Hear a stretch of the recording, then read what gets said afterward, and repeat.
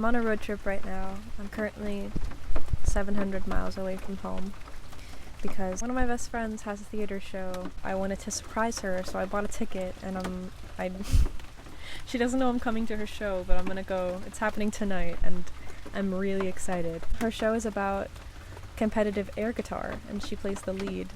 And I'm excited to surprise her because she deserves it, and I don't think she has any idea that I'm coming, which is exactly how I want it. Whenever I go on trips like this, I kind of seesaw between extreme emotion of, like, I'm so happy that I'm out, and I want to be out, and this is so invigorating, and I feel so alive. And then I feel this, like, deep pit of homesickness, where I'm like, damn, I couldn't be home right now if I wanted to. And it kind of gets in my head and makes me feel like I'm stuck here when I'm not. I'm happy to be here. I brought myself here, and it's beautiful. I'm happy. I'm with people I trust, but I still get in my own head and kind of start to feel like trapped for some reason. I feel like that goes back to my childhood, where I could not sleep over at somebody's house. I would call my mom and make her come pick me up no matter where I was, no matter what time of night. Like, I always knew where a home phone was at my friend's house so that I could call and say, Mom, pick me up. 4 a.m., pick me up. I don't care. I want to go home. And she always would, because I love that lady. And I know that if I were to call her now, she would do anything she could to get me home. But the moral of the story is, I don't want to go home. So why am I having these feelings of doubt that I have made the right decision by being here? And I think that the best way for me to go about that, and for anyone to go about that, is exposure therapy. You are safe, generally. Well, if you're a wise person who makes common sense choices often, you're safe. And you can trust your judgment as long as you have good judgment. I don't know. Maybe it makes no sense. I guess the best way for me is exposure therapy, because I've never really royally fucked up in terms of traveling. I've missed a flight a few times, but I've never brought myself to a dangerous place or forgotten something very important. I'd like to think I'm a very wise traveler, so I hope that the more that I travel and the more that I expose myself to the world alone, that it'll get easier for me, because the feeling of homesickness is really overwhelming. Last night I was at dinner with my friend and her family, and we were playing music bingo. I spaced out, and I started feeling these, like, overwhelming feelings of, I don't belong here. I'm not home, and I need to be. And it came out of nowhere. And then as soon as we got in the car and started heading home, it got worse, actually. I was gonna say it got better, but now I'm thinking about it, it was really bad on the ride home as well. And then we got here, I got into her bedroom and took a shower, and I felt worlds better. But something that helps me when I feel like that is I text or call the people that are home to remind me that it still exists.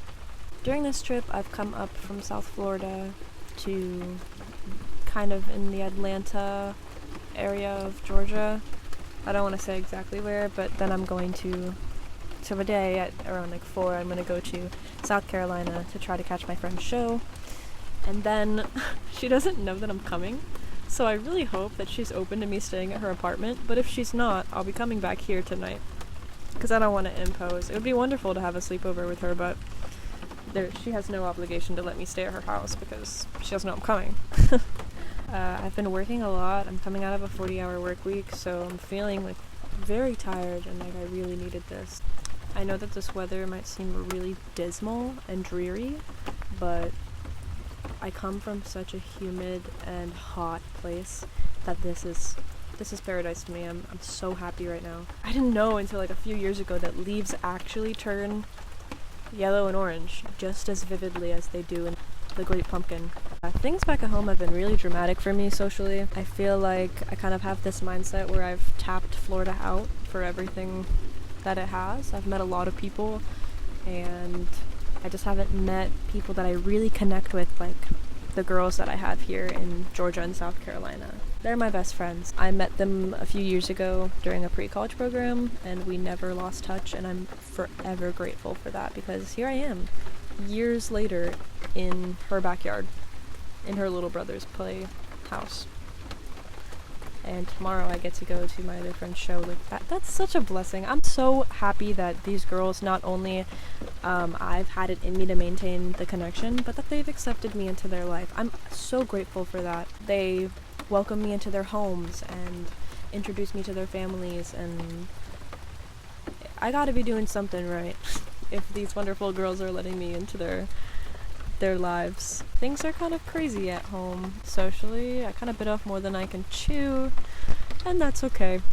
I'll make it work. But I did need this little mental and physical vacation from it so I can come back and figure it all out. Overall, I think I'm the happiest I've been. 19, oh my god, 19 was the worst year of my life. I have never been more miserable than the entire year of 19.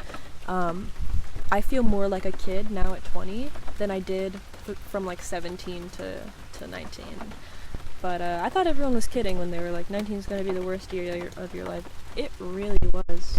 It really was the worst year of my life.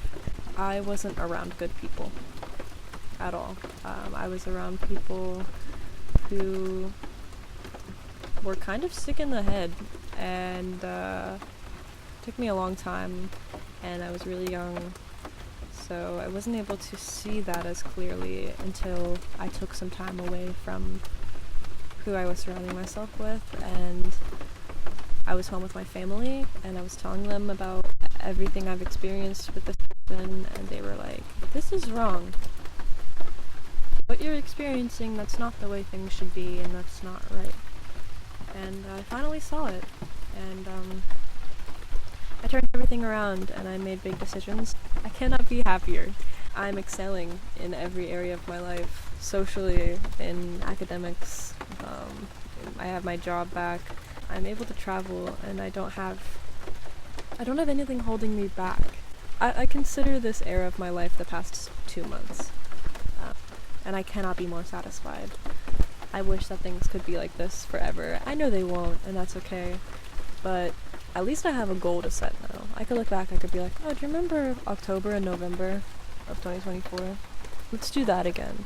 I've cultivated a crowd in my life that's very different from a few months ago. I've become very connected to very pure and wonderful people with very whimsical minds.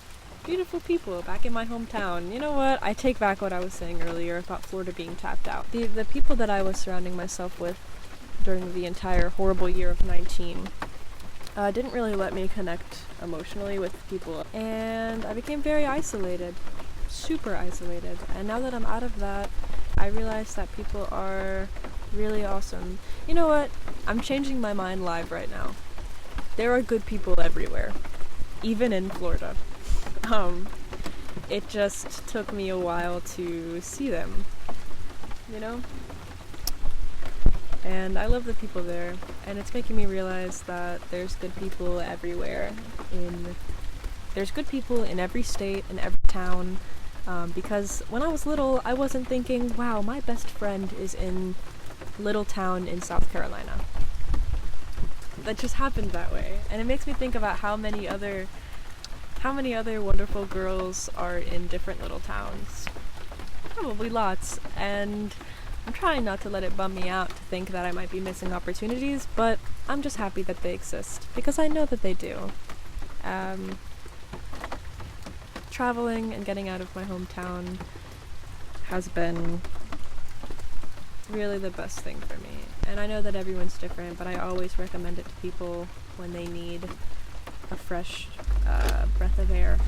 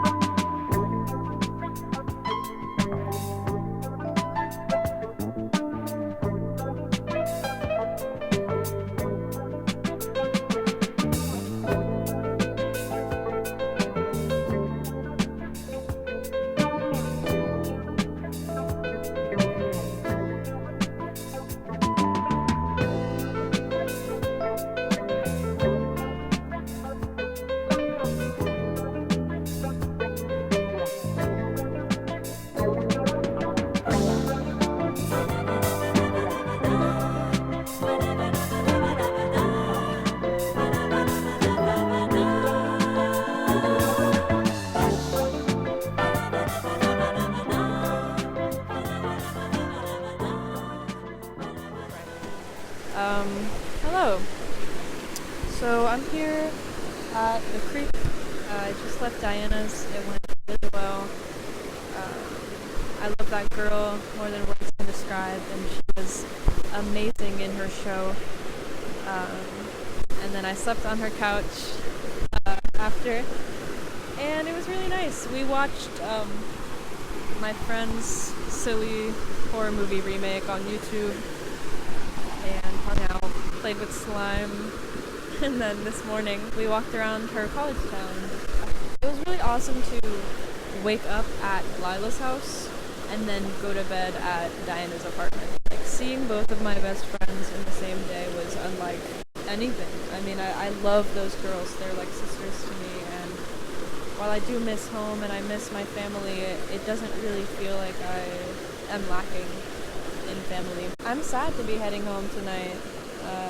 I have a pretty long drive ahead of me, so this is going to be essentially my last proper stop. I want to walk around a little bit. I'm going to take you guys with me. I think that this trip has done loads for me and my self-confidence. I definitely feel a lot more capable of myself. Or what? Capable of myself. Oh? I feel a lot more capable and confident in myself. I feel like before this trip I wasn't actually 100% sure if I could do it by myself, but now I know that I can. Being a 20-year-old girl has been the best experience of my life thus far. I feel fresh, new, reborn. I think I've talked about it a little bit before already, but I'm loving it. This is my outfit. Unwashed shirt from Goodwill, because where the hell am I supposed to wash my laundry? You know? I've got so much love for me everywhere. I've got love for me waiting back home in Florida. I've got love for me up here. And it just makes me feel like I gotta be doing something right. You know, if all these people are supporting me and everything, I've got to be doing something right. I've got some very wonderful and talented friends who are all really good at what they do and really emotionally intelligent, and I think I just needed something to remind me that I am lucky, because sometimes I could feel really unlucky, and I just need a little bit of a reminder. I'm really scared of eating shit. These boots are really big on me, and everything's very slippery. If I bite the floor, you know what, I won't be embarrassed. I've been trying really hard not to feel embarrassment either, because I kind of am just like, oh well, whatever. But it's easier said than done, you know? But I'm trying my best. The leaves here are the most orange I've ever seen leaves ever before. I'm really not used to it. It's beyond refreshing to be here.